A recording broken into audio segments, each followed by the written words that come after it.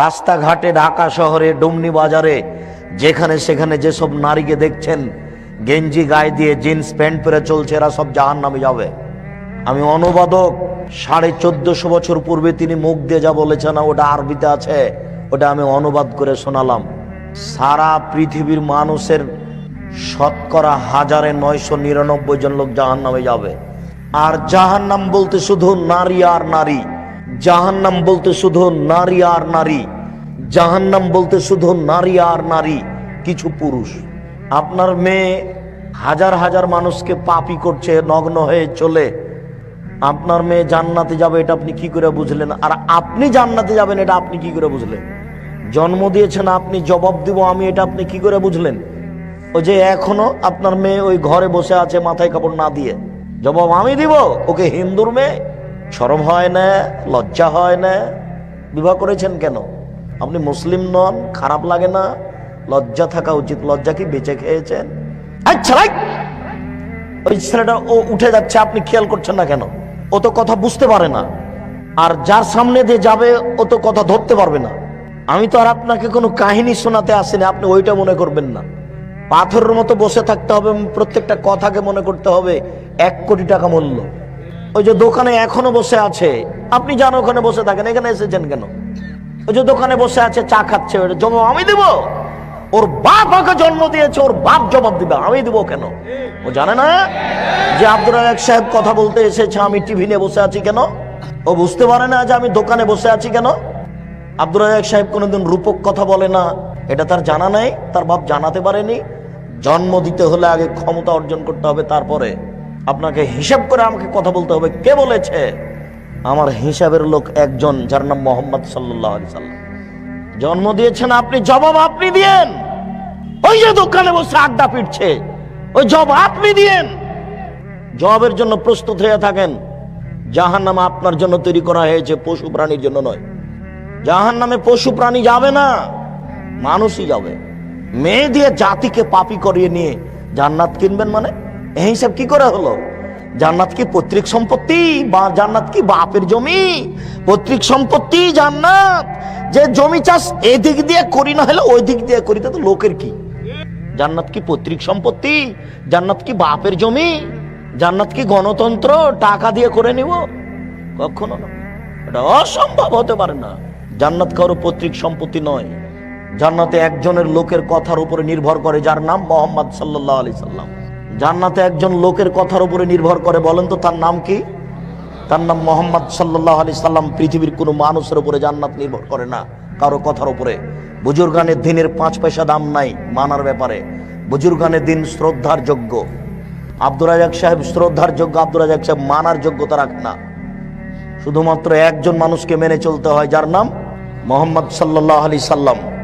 পৃথিবীর কোন মানুষ 5 পয়সা দাম রাখে না এই ব্যাপারে। ও মুরব্বী, আপনারই নাকি বেটি ওটা বসে আছে, ও কিনা হিন্দুর মেয়ে, খারাপ লাগে না? আপনি বলেন যে আমার মেয়ের লজ্জা আছে। আমি 3 চিল্লায় চলে গেছি লন্ডন, আমি মসজিদের এক পাশে বসে হাত তুলে দোয়া করে জান্নাত কিনে নিব। জান্নাত পড়ে আছে, অসম্ভব। জান্নাত কোনো খেলতামাশার জিনিস নয়। এটা আপনি যা মনে করেছেন তা ভুল সিদ্ধান্ত। জাহান্নাম রাস্তায় পড়ে আছে, কুড়িয়ে নেন। জাহান্নাম যেখানে সেখানে পড়ে আছে, আপনি কুড়িয়ে নেন। জান্নাত তো সহজ নয়। যার মেয়ে নগ্ন পোশাকে স্কুল কলেজে যায়, তার বাপ জান্নাতে যাবে না। যার স্ত্রী ছোট ব্লাউজ পরে বাজারে ঘুরে এ বাড়ি ও বাড়ি যায়, ও জান্নাতে যাবে না, ওর স্বামী যাবে না জান্নাতে। আবু হুরায়রা রাদিয়াল্লাহু তাআলা আনহু বলেন, রাসূল সাল্লাল্লাহু আলাইহি সাল্লাম বলেছেন, সালাসাতুন মুহলিকাতুন সালাসাতুন মুনজিয়াতুন। 3টি জিনিস মানুষকে ধ্বংস করে, 3টি জিনিস মানুষকে রক্ষা করে। 3টি জিনিস মানুষকে ধ্বংস করে, 3টি জিনিস মানুষকে রক্ষা করে। 1, তাকওয়াল্লাহ ফিস সিররি ওয়াল আলানিয়া। যে আল্লাহকে প্রকাশ্যে ভয় করে, যে আল্লাহকে গোপনে ভয় করে, সে জান্নাতে যাবে, সে বেঁচে গেছে। যে আল্লাহকে প্রকাশ্যে ভয় করে, যে আল্লাহকে গোপনে ভয় করে, সে জান্নাতে যাবে। 2, কওলুল হক ফিররে যাওয়া সাকাত। সুলি হলেও সত্য কথা বলে, ফাঁসি হলেও সত্য কথা বলে, ও বেঁচে গেছে, ও জান্নাতে যাবে। শুলি হলেও সত্য কথা বলে, ফাঁসি হলেও সত্য কথা বলে, ও জান্নাতে যাবে, ও বেঁচে গেছে।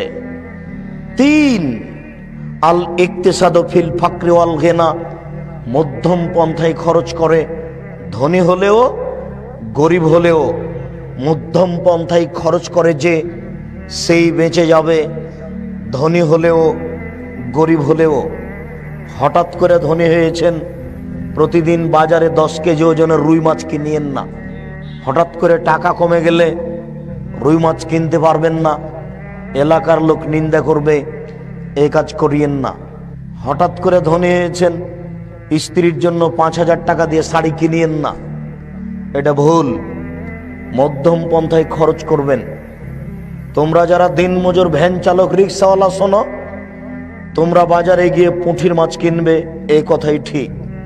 তুমি যদি রুই মাছ কিনো, 300 টাকা কেজি, 500 টাকা কেজি রুই মাছ কিনলে কয়দিন পরে তোমাকে মানুষের কাছ থেকে টাকা কর্জ নিতে হবে, তুমি ঠিক মতো দিতে পারবে না, তখন তুমি এলাকা থেকে পালিয়ে যাবে, তোমার এটা আসবেই।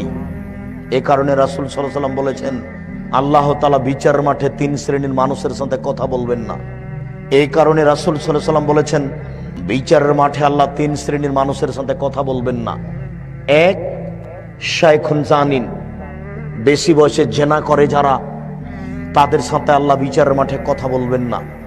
2, মালিকুন কাযযাব, মিথ্যুক দায়িত্বশীল যারা, মিথ্যুক হেড মাওলানা, মিথ্যুক হেডমাস্টার, মিথ্যুক প্রিন্সিপাল, মিথ্যুক ভাইস চ্যান্সেলর, মিথ্যুক মেম্বার, মিথ্যুক চেয়ারম্যান, মিথ্যুক এমপি, মিথ্যুক মন্ত্রী, মিথ্যুক টিওনো, মিথ্যুক ইওনো, মিথ্যুক ডিসি, মিথ্যুক এসপি, মিথ্যুক গ্রাম্য সর্দার, যেখানে যারা মিথ্যে কথায় দায়িত্ব পালন করছে, সে যত বড়ই পরহেজগার হোক না কেন, আল্লাহ তার সাথে বিচারের মাঠে কথা বলবেন না।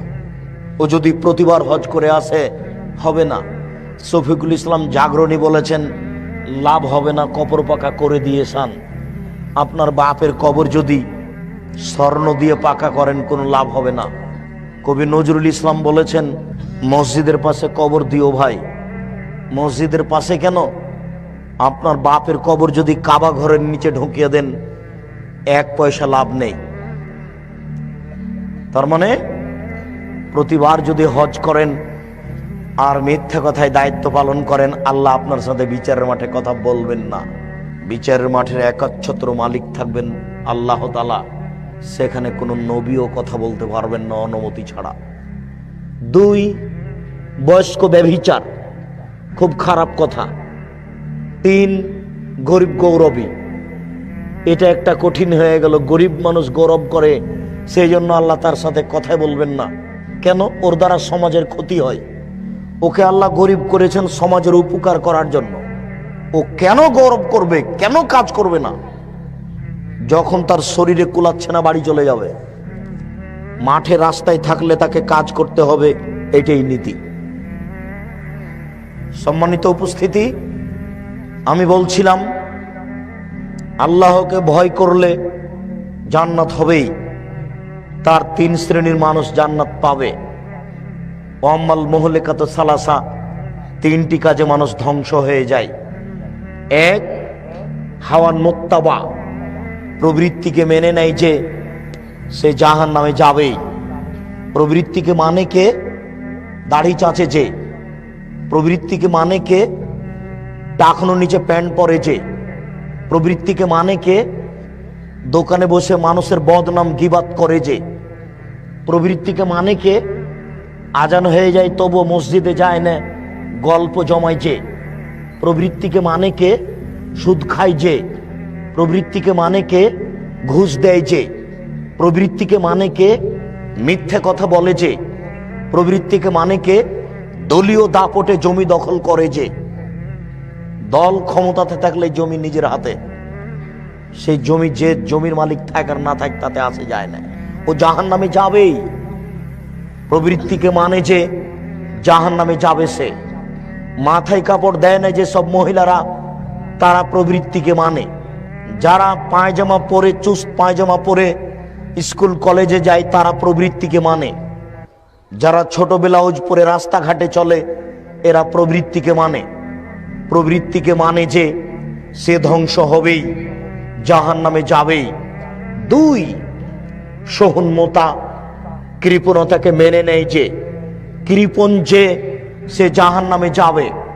রাসূল সাল্লাল্লাহু আলাইহি ওয়াসাল্লাম বলেছেন, লা ইয়াদখুলুল জান্নাতা বাখিল, কৃপণ জান্নাতে যাবে না, কৃপণ জান্নাতে যাবে না। রাসূল সাল্লাল্লাহু আলাইহি সাল্লাম সালাতে সালাম ফেরার পূর্বে এবং পরে বলতেন, আল্লাহুম্মা ইন্নী আউযু বিকা মিনাল বুখল, হে আল্লাহ আমি তোমার কাছে কৃপণতা থেকে বাঁচতে চাই। আল্লাহ আমি তোমার কাছে কৃপণতা থেকে বাঁচতে চাই। আল্লাহ তোমার কাছে আমি কৃপণতা থেকে বাঁচতে চাই।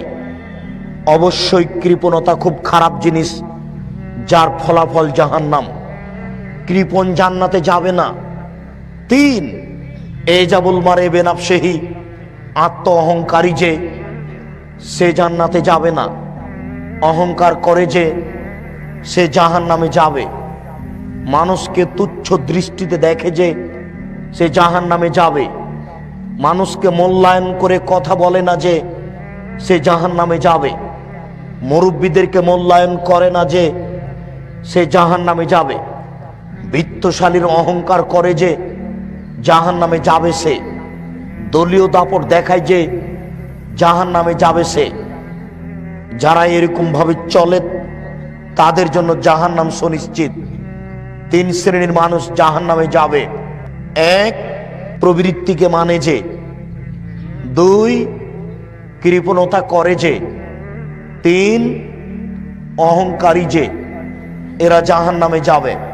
সামরা ইবনে জুনদুব রাদিয়াল্লাহু তাআলা আনহু বলেন, সাল্লা রাসূলুল্লাহ সাল্লাল্লাহু আলাইহি সাল্লাম সালাতুল ফজর ওয়া আকবালা আলা নবী ওয়াজহিহি, আল্লাহর নবী ফজরের সালাতের পরে আমাদের সামনে মুখামুখি হতেন।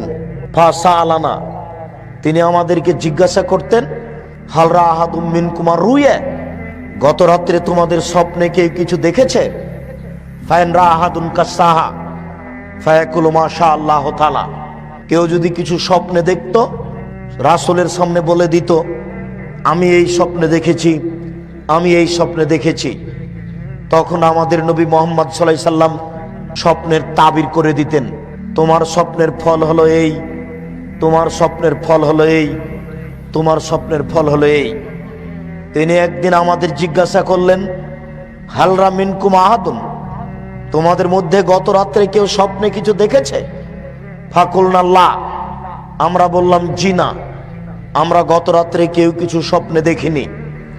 তখন আল্লাহর নবী বললেন, শোনো, ইন্নী রাআইতু লাইলাতান বারেহা, আমি গত রাত্রে দেখলাম, ফায়াতায়ানি রাজুলানে, 2জন মানুষ আমার নিকটে আসলো। আমি মুহাম্মদ সাল্লাল্লাহু আলাইহি সাল্লাম ঘুমিয়ে আছি, স্বপ্নে দেখছি 2জন মানুষ আমার নিকটে আসলো। এসে একজন ডান হাত ধরলো, একজন বাম হাত ধরলো। ডান হাত আর বাম হাত ধরে আমাকে নিয়ে চলে যাচ্ছে বাইতুল মুকাদ্দাসের দিকে। ফা আতাইনা আলা রাজুলিন মুস্তাজে, চলে আসলাম। ফা আতাইনা আলা রাজুলিন জালিসিন, একটা লোকের পাশে চলে আসলাম যে লোকটা বসে আছে। অরাজুল কায়েম, একটা লোক দাঁড়িয়ে আছে। অফিয়াদিহি কাল্লুব বিন হাদিদিন, যে লোকটা দাঁড়িয়ে আছে তার হাতে একটা লোহার বাঁকা লাঠি রয়েছে। একটা লোক বসে আছে আর পাশে একটা লোক দাঁড়িয়ে আছে, তার হাতে একটা লোহার বাঁকা লাঠি রয়েছে। ফাইদখুলু ফি সিদকিহি, লোহার বাঁকা লাঠি তার মুখের ডান দিক দিয়ে ঢুকিয়ে দেয়। ফায়াশুক্কুহু, দেখি ডান দিকে ঢুকিয়ে পিছন দিকে ফেড়ে নিয়ে যাচ্ছে একবারে পিছন পর্যন্ত। ওয়াফালু বিসিদকিহি আখার, লোহার লাঠি বের করে মুখের বাম দিকে লাগাচ্ছে। ফায়াশুক্কুহু, মুখের বাম দিককে ফেড়ে ফেলছে। ফায়াউদু, এরপরে লাঠি বের করে ডান দিকে নিয়ে আসছে। ডান দিকে নিয়ে আসতে না নিয়ে আসতে আবার মুখের ডান দিক ঠিক হয়ে যাচ্ছে, আবার ডান দিক ফেড়ে ফেলছে, আবার বাম দিকে আসছে, বাম দিক ফেড়ে ফেলছে। বারবার এই দৃশ্য। আমি বললাম, মা হাজা, একই দৃশ্য? কালা, তারা 2জন বললেন, ইনতালেক, চলতে থাকেন। ফান্তালাক না, আমরা চলতে থাকলাম কিছু না বলে। চলতে চলতে চলে আসলাম রাজুলিন মুস্তাজে। একটা লোক চিত হয়ে শুয়ে আছে, একটা লোক পাশে দাঁড়িয়ে আছে, তার একটা পাথর আছে, এজদা কবিরা সাহু, পাথর দিয়ে মারছে তার মাথার উপরে। মারার সাথে সাথে মাথা ভেঙে চৌচির হয়ে যাচ্ছে। অত্যাদাদা হাল হাজারো, পাথরটা ছিটকে দূরে চলে যাচ্ছে। এই লোকটা যাচ্ছে পাথরটা আনতে না আনতে দেখছে মাথা ঠিক হয়ে গেছে। আবার পাশে এসে আবার মারছে, আবার মাথা ভেঙে চৌচির হচ্ছে, পাথর ছিটকে দূরে চলে যাচ্ছে, আবার নিয়ে এসে আবার মারছে। বারবার এই দৃশ্য দেখে আমি বললাম, মাহাজা একই দৃশ্য। কালা তারা দুইজন বলল, ইনতালেক, চলতে থাকেন। ফান্তালাক না, আমরা চলতে থাকলাম কিছু না বলেই। ফাতায়না লা নাকবিল মিসলিত তান্নুরে, চলতে চলতে চলে আসলাম একটা গর্তের পাশে।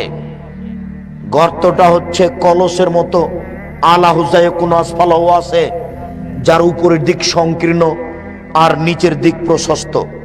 একটা কলসের মতো, তাহাতাহ নার তাতাওয়াক্কাদ, ভিতর দেখি ধা ধা ধা ধা করে আগুন জ্বলছে।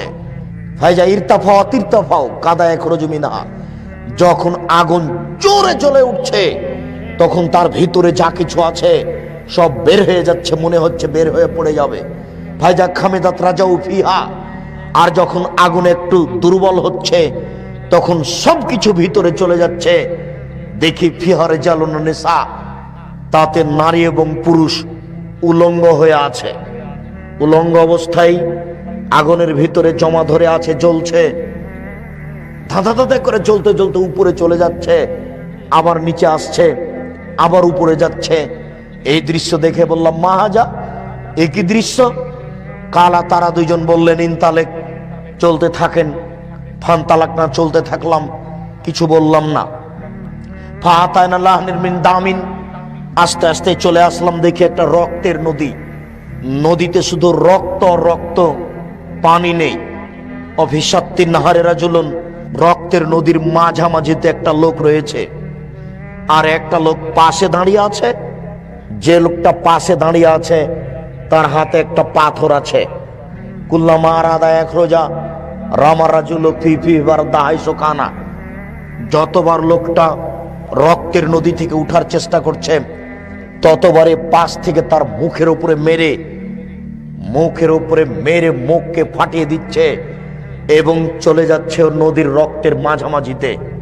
আবার উঠে আসছে, আবার মারছে। আমি বললাম, একই দৃশ্য। তারা দুইজন বলেন, ইনতালেক, চলতে থাকেন। ফান্তালাক না, আমি কিছু না বলে চলতে থাকলাম। ফাতায়নাল রাজাতিন খাজরা, আস্তে আস্তে চলে আসলাম একটা সবুজ বাগান, বিশাল বাগান। অফে আসলে সাজারে শাইখুন, গাছের পাশে একজন বৃদ্ধ মানুষ বসে আছেন। অমাম্মাউলাদুন নাস, তার সামনে দেখি মানুষের ছোট ছোট বাচ্চা, অনেক বাচ্চা। অরাজুলুন কারিবুন মিনাস সাজারে ইউকিদুন নারা, গাছের পাশে একজন মানুষ আছে, তার হাতে একটা লোহার লাঠি রয়েছে। ইউকিদুন নারা, লোহার লাঠিতে দেখছে আগুন উত্তেজিত করছে। ফাসায়াদাবিয়া সাজারা, তারা দুইজন আমাকে গাছের উপরে নিয়ে চলে গেলেন। ওয়াদ খালানি দাঁড়ান, তারা দুইজন একটা ঘরে ঢোকালেন। মা রায়ত হাসানা কাত্ত, আমার জীবনে এত সুন্দর ঘর জিন্দেগিতে দেখিনি। আশ্চর্য, ঘর এত সুন্দর হতে পারে তা ভাবা যায় না।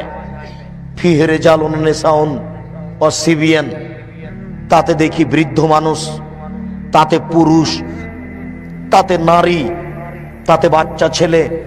ফাসায়দাবিয়া সাজারা, তারা আরো উপরে নিয়ে চলে গেল। ওয়াদ খালানি দাঁড়ান, হে হাসান আফজাল মিনহা, তারা আর একটা ঘরে ঢোকালো। এই পরের ঘরটি আগের ঘরের চেয়ে অনেক সুন্দর, অনেক উত্তম। তাতে দেখি বৃদ্ধ মানুষ এবং যুবক মানুষ।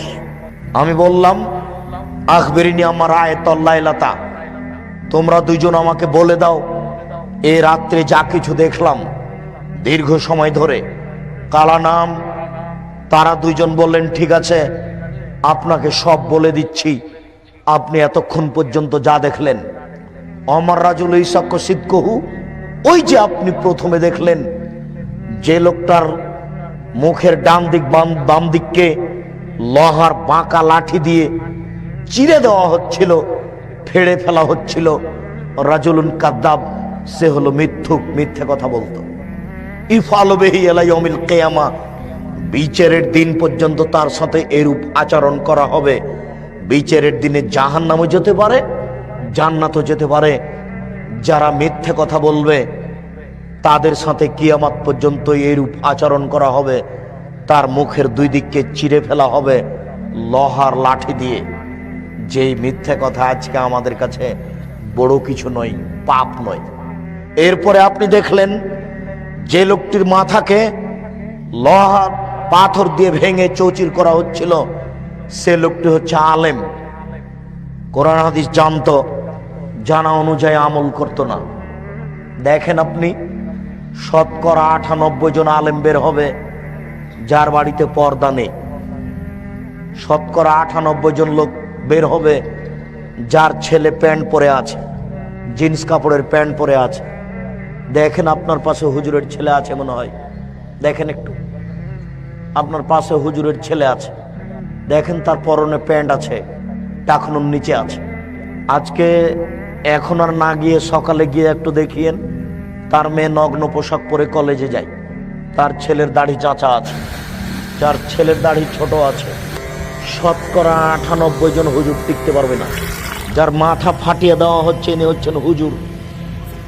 মিথ্যা কথা দিয়ে বক্তব্য দেয়, কেসা কাহিনী না হলে হুজুরের নাকি চলে না, আর কণ্ঠসুর না হলে হুজুরের নাকি চলে না।